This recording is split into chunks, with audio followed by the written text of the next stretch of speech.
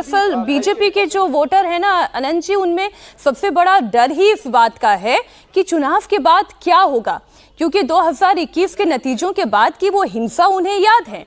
तो ये जो कि क्या होगा वाला डर एक तो उनके मन से निकालना है।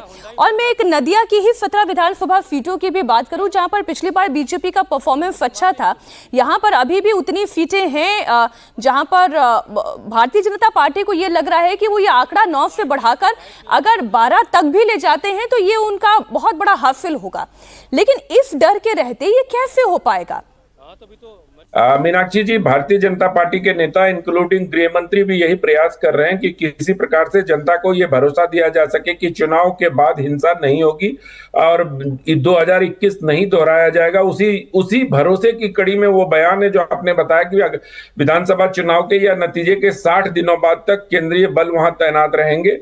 अगर ये भरोसा जनता के बीच में पैदा हो सका तो संभव है कि लोग वोट बिना किसी भय के कर सके। लेकिन ये बड़ी विडंबना है कि आज 21वीं सदी में बैठ के हम ये कल्पना कर रहे हैं और लोकतंत्र के जो पहरुए दिल्ली में बैठ के दिन रात सोशल मीडिया पर ज्ञान देते रहते हैं, वो इसको न्यू नॉर्मल समझ रहे हैं। उनको इसकी आलोचना करते हुए कभी ना हमने सुना है ना आपने सुना होगा। लेकिन अभी जब मैं जहांगीर खान को देख रहा था तो मुझे 2021 के अनुव्रत मंडल याद आ रहे थे। आपको भी याद होगा अनुव्रत मंडल ने किस प्रकार से वो पूरे इलाका जो रविंद्र भारती विश्वविद्यालय है उस इलाके के आसपास किस प्रकार से उनका रेन ऑफ टेरर था, और वो ममता बनर्जी उनको लेकर उनकी गिरफ्तारी के बाद किस प्रकार से उनको बचाने के प्रयास में उतरी थी।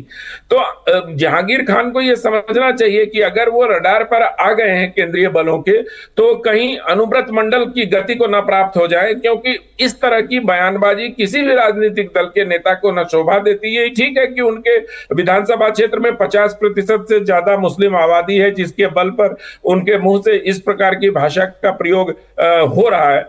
लेकिन क्या कहते हैं, राजनीति में बहुत कुछ संभव है और बहुत कुछ लेकिन मुझे अनंत जी ये बताएं, मैं आ रही हूँ रशीद जी आपके पास, लेकिन मुझे ये बताएं कि 2021 के चुनाव के बाद जिन मतदाताओं को, जिन संगठन के कार्यकर्ताओं को बीजेपी ने एक तरीके से अबैंडन कर दिया, आज उनके अंदर बीजेपी ये विश्वास कैसे कायम कर पाएगी कि बीजेपी का संगठन आपके पीछे खड़ा हुआ है? चाहे चुनाव में जीते चाहे हारे, हर परिस्थिति में आपकी सुरक्षा के लिए हम मौजूद हैं। वो विश्वास पैदा करना था तो बीते 4 सालों में विश्वास पैदा करते। आज अचानक से 3-4 महीनों में आकर आप फिर ये कहें कि सेंट्रल फोर्सेस 1 महीने तक बैठी रहेंगी, तो क्या वो विश्वास जन्मेगा? मुझे लगता है कि मीनाक्षी जी ये बात बहुत सही है और इसी प्रश्न से भारतीय जनता पार्टी पश्चिम बंगाल में जूझ भी रही है।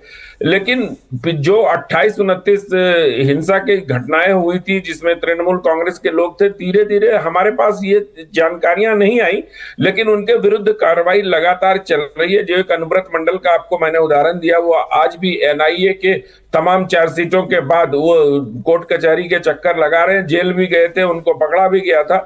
लेकिन हाँ, ये सही है कि आमतौर पर भारतीय जनता पार्टी के कार्यकर्ताओं के मन में और भारतीय जनता पार्टी के समर्थकों के मन में भी ये धारणा बहुत प्रबल हुई थी कि उस समय जब 2021 में चुनाव के बाद हिंसा हुई थी तो भारतीय जनता पार्टी या केंद्र सरकार उन लोगों की मदद करने में बहुत हद तक सफल नहीं हुई थी। ये बार बार प्रश्न उठे थे, बार बार पुस्तकें लिखी, रिपोर्ट भी बनाई गई थी, उन्होंने अपने सांसदों को भेज के रिपोर्ट भी बनाई थी।